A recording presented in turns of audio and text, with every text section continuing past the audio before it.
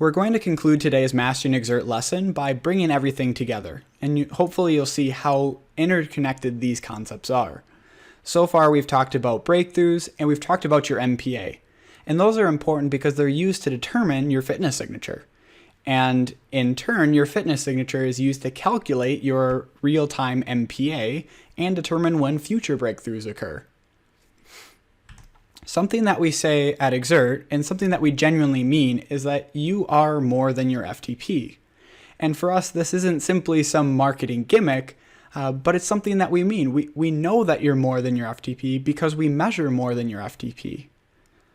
You might be wondering why we give it the term fitness signature. Well, we use fitness signature because it's a set of numbers that's used to describe your fitness, and just like your own signature, it's unique to you. Much like your own signature is your own fingerprint, your fitness signature is going to be different than mine. We know this in Xert. Xert knows, just like a good coach, that two athletes with the same threshold power might have very different sprint capabilities or very different 5-minute power capabilities. And that's why it's important in Xert that we use your whole fitness signature instead of just your FTP. Your fitness signature is comprised of 3 components. We have your peak power, which we abbreviate as PP. That's essentially your highest sprint power. We have also your threshold power.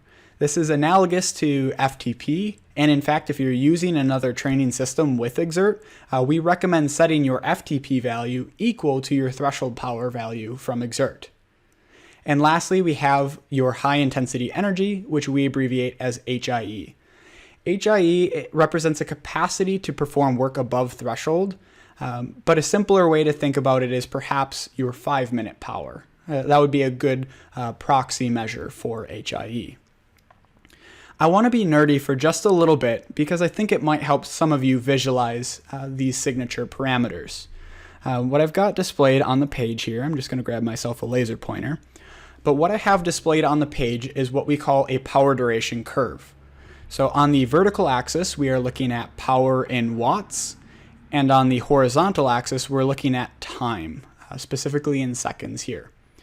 And the way that you would read this chart is if I wanted to determine the maximum amount of time that I could hold 800 watts, I would follow the 800 watt line until it intersects this line here, and I would see it's probably about 20 seconds or so, roughly.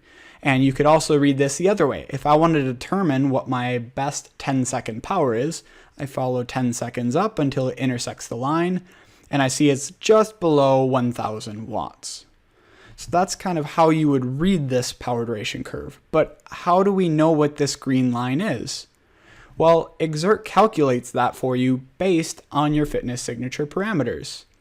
We know that the top end of this curve has to be limited by your peak power. We know what the most sprint power that you can produce is, and so this curve is going to be limited on the top end by your peak power. On the other side, you'll notice that the curve comes down rather quickly and then starts to flatten out again. The curve will start to flatten out very much so near your threshold power. One thing that I would like to really clarify here, FTP and threshold power are similar. They're very, very similar in meaning. Within Xert, your threshold power is not your 60-minute power, and it's not 95% of your 20-minute power. Specific to Xert, your threshold power is the highest power that you can ride at, where Mpa does not decline. So your threshold power separates the intensities at which Mpa will decline above threshold, and where Mpa will either stay the same or recover below threshold. These two values are very easy to understand because they're measured in watts. We know what 1044 watts is, we know what 268 watts is. High intensity energy is a little more abstract because it's not measured in watts, it's measured in kilojoules, it's a capacity. The best way that I can think to help you visualize HIE would be to shade in this region between your peak power and your threshold power. Your HIE helps express your ability to produce power, especially between the 30-second and 5-minute power range. So one way to think about this, and it's a bit abstract, but I want you to think about it this way. If HIE were to increase for this athlete, this blue shaded region would get bigger, and so this curve would actually be pushed to the right. And that would be reflected by an increase amount of time that they could hold 800 watts. So the curve might come out farther here. It would be an increased time they could hold 600 watts. The curve might come out here, and they could hold 400 watts for longer. And conversely, the opposite is also true. If high intensity energy were to be less for this athlete without even changing their threshold or their peak power, if their HIE is less, this blue shaded region would be less. And so the curve might actually come down sooner to the left. And that would be reflected by a decreased amount of time that they could hold 800 watts and a decreased amount of time that they could hold 600 watts, for example. So hopefully that helps you understand what some of these numbers are and what they mean and how they influence your riding. But you might be thinking, well, why is it important? Why do we need to measure three things? And I've created a little scenario to help you understand why Xert uses fitness signatures and why we have smart workouts. We're going to look at two athletes that are going to complete the same workout prescribed by percentages of FTP. We're going to say that our first athlete is more of an aerobic athlete, a time trialist, and we're going to say that they have a 250 watt FTP and that their 5-minute power is just under 300 watts. We'll say it's 298 watts. And we're going to have our athlete B, who's a sprinter. They're more of an anaerobic athlete who also has a 250 watt FTP, but their 5-minute power is 30 watts higher. It's 330 watts for their 5-minute power instead of 298. So if we give these two athletes the same workout, and 5x5 workouts are very common VO2 max workouts, and they're typically prescribed around 120% of their FTP. What we're going to look at now is the Mpa chart for our athlete A. You can see as the workout starts, they complete the first interval barely. They might not even complete the first interval, but what I want you to see is that their Mpa is actually going to come all the way down and touch their power output for each of these intervals. So I know that for athlete A, if they were going to try this 5x5 at 120% of FTP workout, I know before they even hop on the bike that this athlete is going to fail this workout. I can see they're going to fail here, here, here, here, and here. So this athlete will either abandon the workout early or they'll need to reduce the intensity of the workout. And so they might feel that they failed the workout, or they might feel that their FTP isn't right, or they might get frustrated at themselves that they didn't perform as well as they should. And if we look at athlete B, we're looking at the same workout at the same percent of FTP, but for athlete B, you'll see that Mpa doesn't come down and they never touch their Mpa.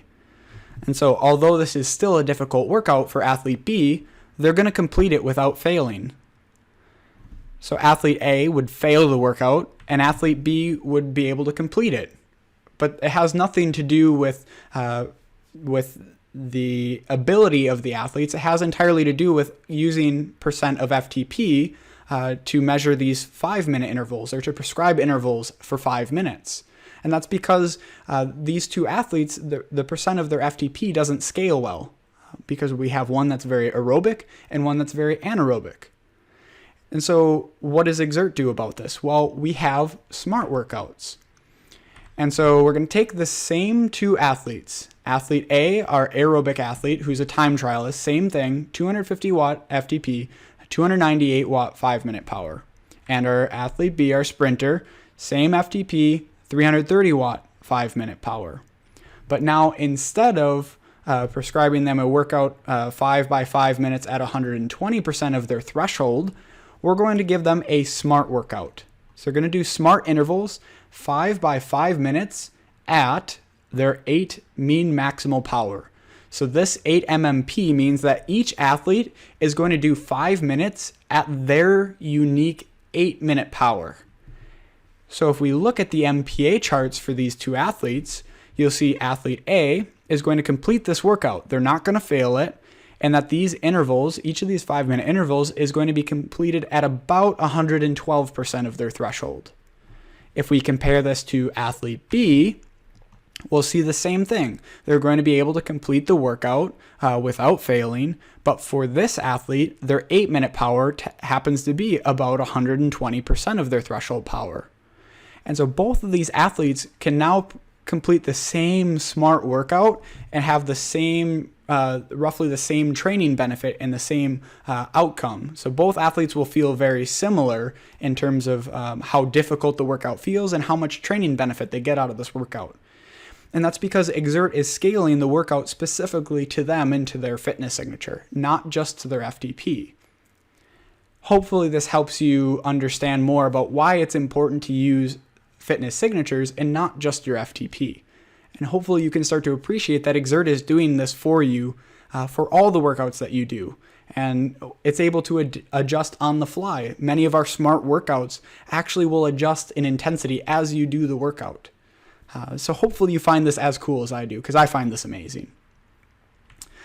That's going to wrap up our section on fitness signatures, and hopefully you see why it's important that we use your whole fitness signature, especially when it comes to having you do workouts. Before we wrap things up today, I did quickly want to review everything that we've talked about today, because it was a lot of content, and I think this stuff is very important. These 3 key things that we talked about today are fundamental to your understanding of Xert. We started off today's lesson by talking about breakthroughs. Remember, those breakthroughs represent an increase in your fitness. Xert's looking automatically through all the activities that you upload, and it's telling you when you get breakthroughs, and it's telling you exactly how much more fit you get. In the second part of today's video, we discussed your maximum power available, or your MPA. And remember that represents, it's a dynamic value, and it represents at any point in time exactly how hard you could pedal. And that MPA is going to come down when you fatigue, so when you ride above your threshold, and it's going to recover when you ride below your threshold. Lastly, we talked about your fitness signature today. We talked about your peak power. Remember, that's your maximum sprint power. We talked about your high intensity energy, or your HIE, which represents your capacity to do work above threshold. And lastly, remember, we talked about your threshold being the highest power output that you can ride at, where MPA does not come down. If you've been using other training platforms, you can think of threshold power in Xert as being your FTP. That wraps up our presentation for today and brings us to the conclusion of the Mastering Xert lesson. I did want to say congratulations on completing this first lesson. I hope you found this helpful. I hope you learned something from it, and I'm looking forward to having you back in the future. We'll see you guys next time.